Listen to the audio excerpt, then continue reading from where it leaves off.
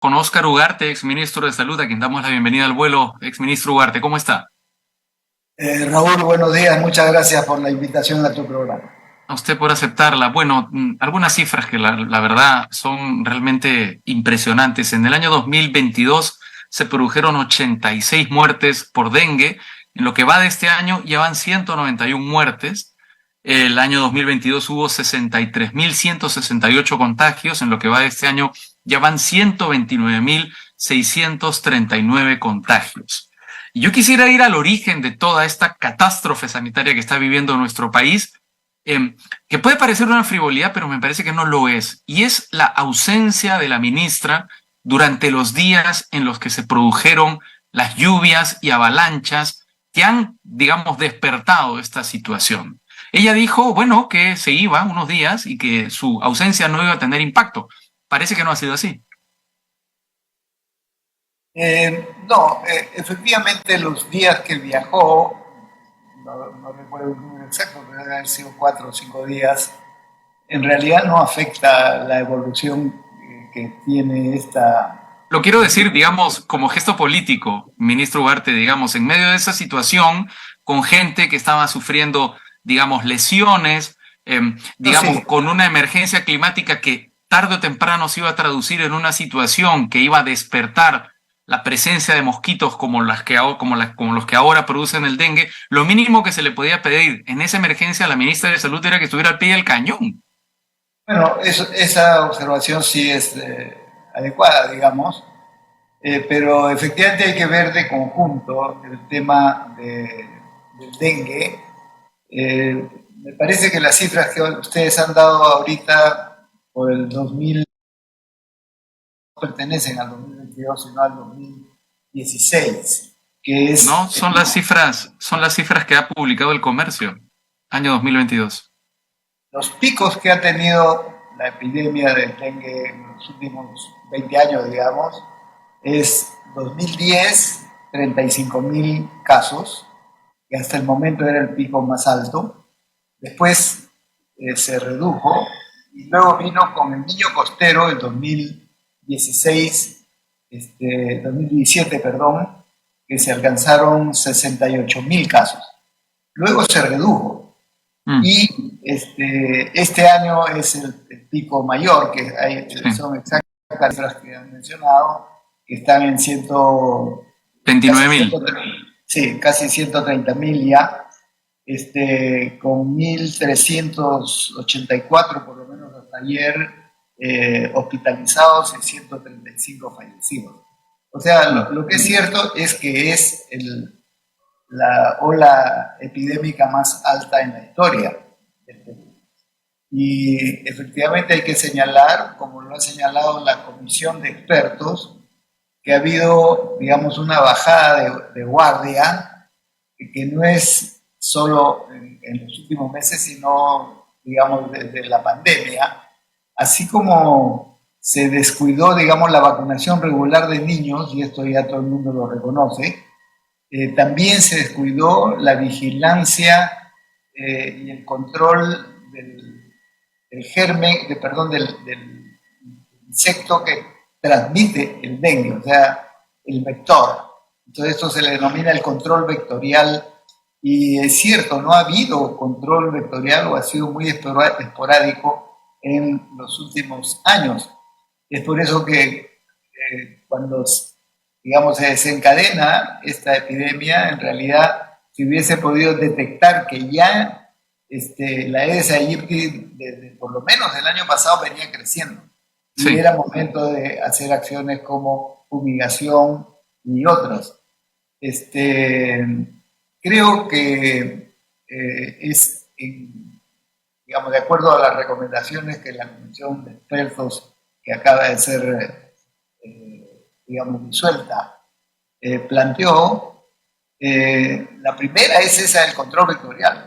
No importa que ya estemos en pleno epidemia, sino que de todas maneras tiene que hacerse porque hay que claro, eliminar el zancudo, porque eliminando el zancudo se impide la transmisión, ¿no es cierto? exacto.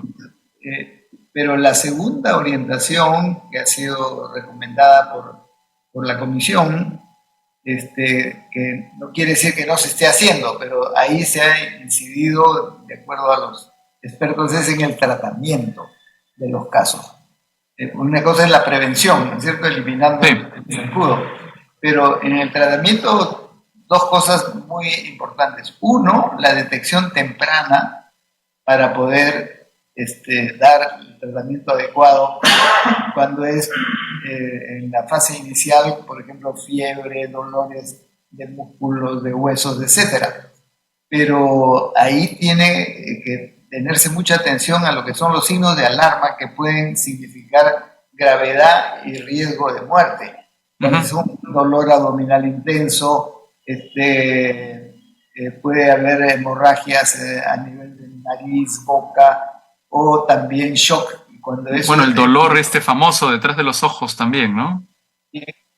Porque ya estos signos de alarma indican hay que hospitalizar y hay que dar la atención más urgente del caso, ¿no es cierto? Porque es así como se salvan vidas.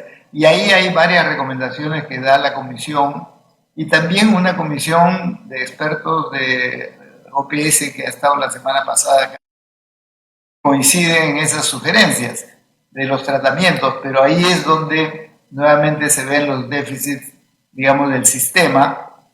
La debilidad del primer nivel de atención sigue siendo evidente y además algo que durante el COVID fue también muy claro, la falta de camas. O sea, hay un número insuficiente de camas. Y claro que esto no se ha visto en todas las regiones ahora con el dengue, pero donde se presenta el mayor número de casos, más de 35.000 casos, y por lo tanto la demanda de atención en los servicios es mucho mayor.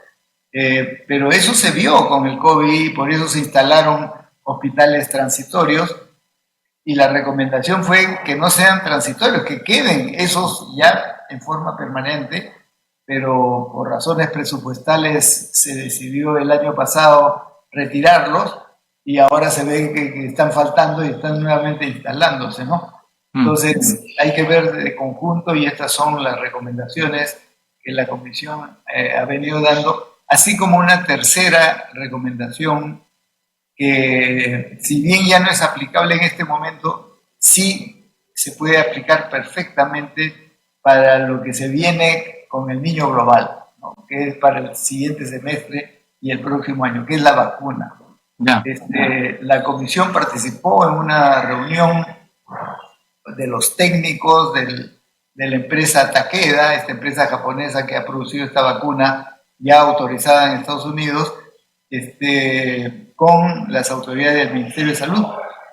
Y efectivamente la eficacia de esta vacuna es más del 80%, es bastante efectiva, tiene muy pocos efectos secundarios, pero ahí nos dijeron que la forma como lo van a comercializar no es como fue con el COVID, que cada país compraba directamente, sino que ahora se va a utilizar el mismo mecanismo que tradicionalmente se utiliza, que es que la OPS negocia en representación de los países americanos y con eso consigue precios más bajos y los países lo adquieren a través del fondo rotatorio de la OPS.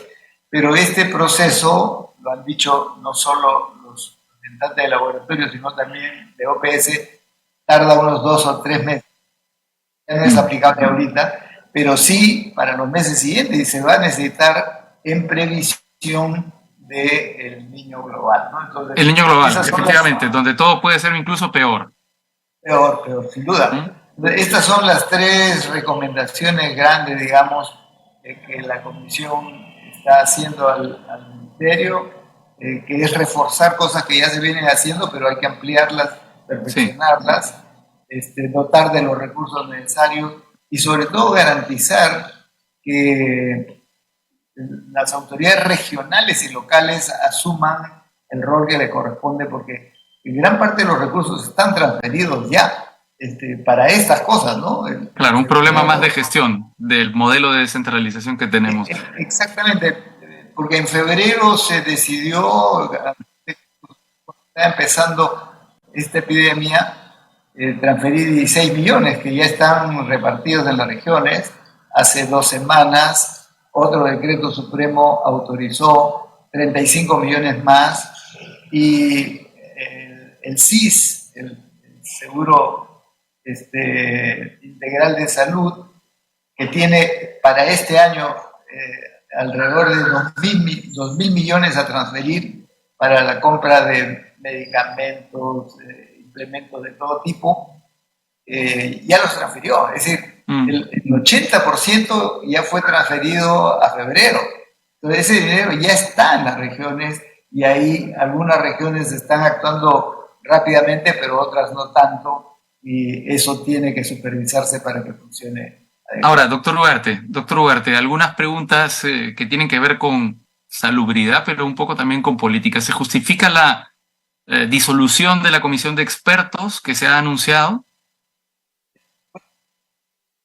Dado mi opinión que no es conveniente, yo creo que la comisión de expertos debía continuar. Si bien esta es una comisión transitoria, no puede ser tan breve esa transitoriedad, ¿no? A las 3 semanas ya se dijo, ya no sirve, ya cumplieron, y yo creo que esta comisión, que además es totalmente ad honorem, ¿no? Permite captar el aporte de diversas personas con mucha experiencia que al ministerio le deben servir, así que a mí no se me consultó, digamos, la culminación de la función. Mi opinión es que ha debido continuar. ¿Qué le ha parecido, digamos, el comportamiento de la ministra de Salud en todas estas semanas últimas, que son las semanas de mayor agravamiento, digamos, de la crisis del dengue? Comenzando por esta declaración en la que minimizó lo que estaba ocurriendo y dijo que todo se acabaría en 15 días, algo que lo dijo, digamos, hace 20 días más o menos. Bueno, esa afirmación fue, digamos, un error, no hay duda, ¿no? Lo que pasa es que entiendo yo en ese momento lo que pesó en esa opinión es que algunas regiones venían descendiendo, lo que es cierto. Regiones importantes para el dengue, como por ejemplo Loreto y Ucayali, venían descendiendo y actualmente siguen descendiendo.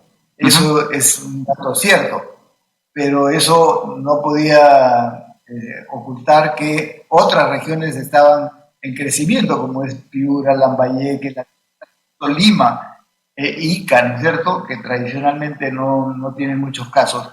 Entonces, en las sumas y las restas, efectivamente no se podía afirmar que ya acababa en 2 semanas.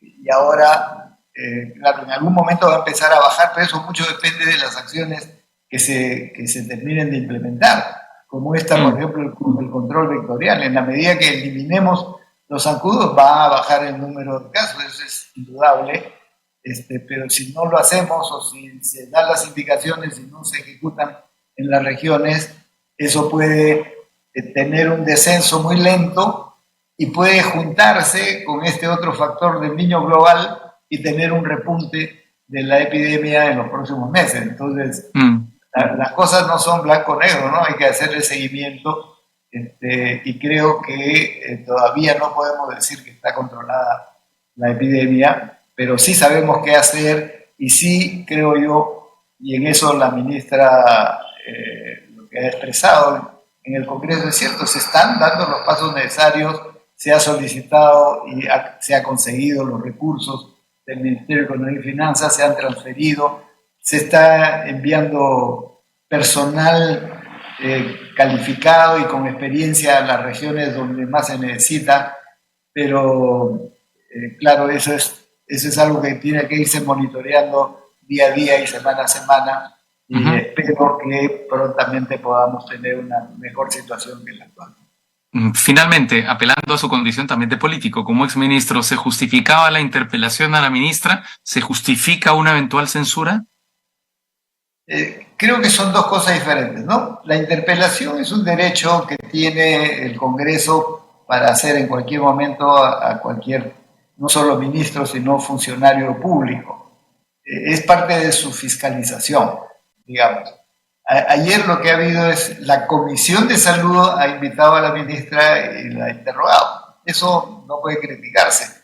Otra cosa son los exabruptos que algunos congresistas o afirmaciones equívocas por falta de información que han tenido algunos de los congresistas.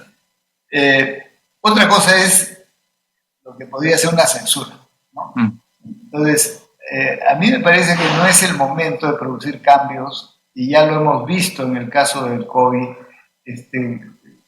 Los cambios que se produjeron también contribuyeron a un poco al desorden, ¿no es cierto? Porque se cambian los ministros, entonces se cambian los viceministros, se cambian los directores generales, y creo que lo que hay que hacer es asumir las recomendaciones que se vienen dando y dar el tiempo necesario para que esto tenga un efecto. Por el lado del Congreso, creo que es autorizar todas las ampliaciones presupuestales necesarias para el sector salud, que aún con lo que ha aprobado el propio Ejecutivo es insuficiente. Mucho más recursos, y creo que el país está en condiciones de dar más recursos al sector salud para este fin. Muy bien. Óscar Ugarte, exministro de Salud, muchas gracias por esta comunicación con Al Vuelo en medio de la crisis sanitaria por el dengue en nuestro país. Hasta pronto.